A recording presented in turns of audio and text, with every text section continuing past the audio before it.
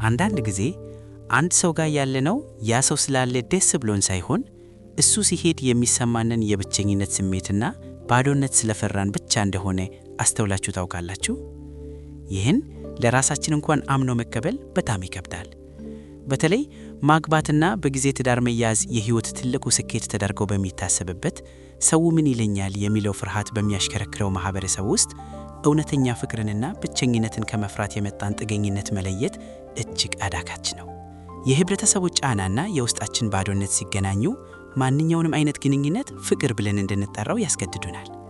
ይህ ግን ብዙዎቻችን የማናስተውለው ነገር ግን በውስጡ ትልቅ ስነ ልቦናዊ እውነትን የያዘ ጥልቅ የሆነ የህይወት እውነታ ነው።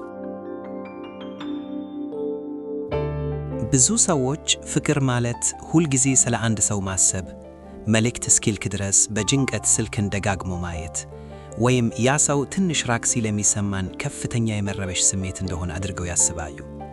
ግን የሰው ልጅ ስነ ልቦና ከዚህ የተለየ ነገር ነው የሚነግረን። ስልካችሁን ደጋግማችሁ የምታዩት ያ ሰው ስላስደሰታችሁና ናፍቆት ስለገደላችሁ ላይሆን ይችላል። ይልቁንም ያ ሰው ጥሏችሁ እንዳልሄደ፣ ገና እንዳልተረሳችሁ እና አሁንም ተፈላጊ እንደሆናችሁ ማረጋገጫ ለማግኘት ብላችሁ ሊሆን ይችላል። ይህን ስታደርጉ ውስጣችሁ የሚፈልገው ፍቅርን ሳይሆን ደህንነትን ነው። የተረጋጋ ስሜት ሳይሆን የጭንቀት ማስታገሻ ነው። በግንኙነት ውስጥ እንዳትጣሉ ብላችሁ ብቻ የራሳችሁን ስሜት ውጣችሁ ዝም ስትሉ ወይም ያ ሰው እንዳይከፋው ብላችሁ ሁልጊዜ የሱን ፍላጎት ብቻ ስታስቀድሙ ይህ ራስን አሳልፎ የመስጠት ታላቅ የፍቅር መገለጫ ሊመስል ይችላል። ሰዎችም ምን አይነት ታጋሽ ናት ወይም ምን አይነት አፍቃሪ ነው ብለው ሊያደንቁ ይችላሉ። ነገር ግን ከበስተጀርባው ያለው እውነት ሌላ ነው። ይህ ባህሪ ከፍቅር የመነጨ ሳይሆን ካስቀየምኩት ጥሎኝ ይሄዳል ከሚል ጥልቅ የሆነ የመተው ፍርሃት ወይም fear of abandonment የሚመጣ ነው። ይህ ድክመት አይደለም። አይምሮአችሁ እናንተን ከብቸኝነት ህመምና ስቃይ ለመጠበቅ የሚጠቀምበት የመከላከያ ስልት ነው። በእኛ ማህበረሰብ ውስጥ ገና ከልጅነታችን ጀምሮ የምናድገው የሰው ልጅ ሙሉ የሚሆነው ሌላ አጋር ሲኖረው ብቻ ነው በሚል አስተሳሰብ ነው። ብቻውን የሆነ ሰው እንደጎደሎ፣ ትዳር የሌለው ሰው ደግሞ በህይወቱ እንዳልተሳካለት ተደርጎ ይቆጠራል። ይህ አይነቱ አስተሳሰብ በውስጣችን ትልቅ ስነ ልቦናዊ ተጽዕኖ ይፈጥራል። ማንነታችንን ከሌሎች ሰዎች ጋር ባለን ግንኙነት ላይ ብቻ እንድንመሰርት ያደርገናል። በዚህም የተነሳ ማንም ሰው ከሌለን ዋጋ እንደሌለን አድርገን እንድናስብ እንገደዳለን። ስለዚህ ምንም እንኳን የምንገኝበት የፍቅር ግንኙነት ደስታ የማይሰጠንና የሚያደክም ቢሆንም ብቻችንን ከምንሆን ብለን እንታገሰዋለን። ምክንያቱም አይምሮአችን መጥፎ ግንኙነትን ከብቸኝነት የተሻለ አድርጎ እንዲቆጠር ስለተቀረጸ ነው። ነገሮች ይበልጥ የሚገርሙትና ስነ ልቦናዊ እውነታው ፍንቱት ብሎ የሚታየው እዚህ ጋር ነው። ብዙዎቻችን በግንኙነት ውስጥ መውጣት አቅቶን ስንሰቃይ ምክንያቱ ያንን ሰው ከልክ በላይ መፍቀራችን እንደሆነ አድርገን እናስባለን። በጣም ስለመወደው መተው አልቻልኩም እንላለን። ግን ትክክለኛው ምክንያት እሱ አይደለም። ዋናው ምክንያት ያ ሰው ከህይወታችን ቢወጣ እኛ ማን እንደሆነና ለማወቃችን ነው። ያ ሰው ከሌለ ቀሪው ህይወታችን ባዶና ትርጉም የለሽ እንደሚሆን ማመናችን ነው። ይህ ስለ ፍቅር አይደለም። ይህ ህይወትንና ስሜትን ስለመቆጣጠር ነው። የራሳችንን ማንነትና ደስታ በሌላ ሰው እጅ ላይ ሙሉ በሙሉ ጥለናል ማለት ነው።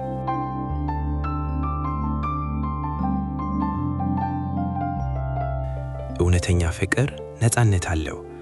በውስጡ መተማመንና መረጋጋት አለ። ያፈቀራችሁት ሰው ከናንተ ራቅ ሲል ወይም የራሱን ጊዜ ሲወስድ በውስጣችሁ ሰላም ይኖራል እንጂ አልተፈለኩም የሚል ሽብር አይፈጠርም። ጥገኝነት ግን ሁልጊዜም መቆጣጠርን ይፈልጋል። የሰውየውን የእያንዳንዱን እንቅስቃሴ፣ ስሜት እና ሐሳብ ካላወቅን በስተቀር ውስጣችን አይረጋጋም። የሰውየው መኖር ደስታ ሳይሆን ጊዜያዊ እፎይታ ነው የሚሰጠን። ይህም መረዳት በጣም ከባድ ሊሆን ይችላል፣ ምክንያቱም ፍርሃታችንን በፍቅር ስም ስለሸፈነው ነው። እነዚህን ትንንሽ ባህሪያት በራሳችሁ ላይ ስታስተውሉ ራሳችሁን መውቀስ የለባችሁም። ከላይ እንዳልኩት ይህ ስርዓታችን ራሱን አደጋ ላይ እንዳለ አድርጎ ሲያስብ የሚያሳየው ተፈጥሯዊ ምላሽ ነው። በማህበረሰብ እይታ፣ በቤተሰብ ጫና እና ብቻዬን ካረጀሁ ምን እውጣለሁ በሚለው ፍርሃት ውስጥ እያለፍን አይምሮአችን ደህንነቱን መፈለጉ አይቀርም። ግንኙነቱን አደብቀን የምንይዘው ሰውንየውን ፈልገን ሳይሆን ያ መረጋጋትና ማረጋጋት ከሌለን በውስጣችን የሚፈጠረውን ባዶነት መቋቋም ስለሚያቅተን ነው። ያ ባዶነት ደግሞ የመጣው ከራሳችን ጋር ካለን የተቋረጠ ግንኙነት ነው። ይህንን የስነ ልቦና ነድፍ አንዴ ካስተዋላችሁት በኋላ ወደ ኋላ መመለስና እንዳላዩ መሆን አይቻልም። ነገሮችን በነበሩበት መንገድ ማየት ታቆማላችሁ። ፍቅር ሁልጊዜም ምርጫ ነው። ከአንድ ሰው ጋር የምንሆነው ስለመረድንና ደስ ስላለን እንጂ ያ ሰው ከሌላ መኖር ስለማንችል መሆን የለበትም። ጥገኝነት ግን በፍርሃት፣ በህብረተሰብ ጫና እና በራስ መተማመን ማጣት ላይ የተገነባ ስነ ልቦናዊ ግዳጅ ነው። ይህን እውነት ስለተረዳችሁ ብቻ ነገሮች በአንድ ጀንበር አይቀየሩም። አእምሮአችን የለመደውን መንገድ በቀላሉ አይለቅም። ነገር ግን ይህ ግንዛቤ በራሱ የለውጥ ሁሉ መሰረት ነው። በምትወስኑት ውሳኔ፣ በምትልኩት መልእክት እና በምትሰጡት ምላሽ ውስጥ ፍርሃትን ወይስ ነፃነትን እያስተናገዳችሁ እንደሆነ ማስተዋል ትጀምራላችሁ። ይህ ሐሳብ በውስጣችሁ የሆነ የተረሳ ነገርን ካነቃ ወይም ለረጅም ጊዜ ስትጠይቁት ለነበረው ጥያቄ ምላሽ ከሰጣችሁ ገና ብዙ የምንረዳቸው የራሳችን ጥልቅ ክፍሎች አሉ።